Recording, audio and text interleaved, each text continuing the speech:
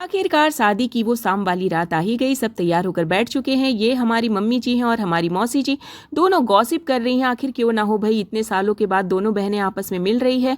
गांव घर के भी लोग आपस में बैठ चुके हैं, बात कर रहे हैं, दूल्हे का इंतजार कर रहे हैं कि अब बाराती आएगी, क्योंकि इन लोग को भी तो उत्सुकता रहती है यही सब देखने के लिए।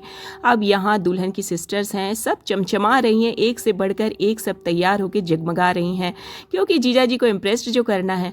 अब यहाँ हम इंटर करते हैं तो कुछ सिस्टर कंफ्यूज्ड है भाई कि कैसे तैयार होना है, कैसे हेयर स्टाइल करना है। अब हम आते हैं यहाँ अपनी दोनों दीदी के पास। ये हमारी बड़ी दीदी की दोनों जेठानी हैं। भाई आजकल तो मानना पड़ेगा कि जेठानियों ने तो बहू और बेटियों को मात कर दी है। तैयार भी जल्दी होती हैं और इनकी रौनक तो किसी से छुपी नहीं, एक से बढ़कर एक। अब इधर मैं बाहर निकलती हूँ तो भाई गाँव वाले तो मुझे ऐसे घूर रहे थे कि लग रहा है कि किसी प्लैनेट की मैं अलग ही एलियन बन के आई हूँ। बाप रे, मुझे तो डर ही लग जाता है। भाई ये अजीब चीज़ है। बाहर से जब हम गांव में कोई शादी अटेंड करने आते हैं ना, तो पता नहीं गांव घर के लोग हम लोगों को इस तरह से क्यों घूरते हैं। क्या हम कुछ अजीब दिखते हैं? हम भी तो वही हैं, हम भी वही कपड़े पहनते हैं। अब इधर आते हैं तो दीदी को मैं देखती हूँ, बेचारी बेचैन है, कभी इधर कभी उधर। आफ्टर ऑल क्यों ना हो, दुल्हन की माँ है, उनको कितने सारे काम रहते हैं। ये लो, अब इधर से ये निकल रही है। सचमुच आज तो दीदी में एनर्जी ही आ गई, एकदम चिड़िया जैसी फुदक रही है।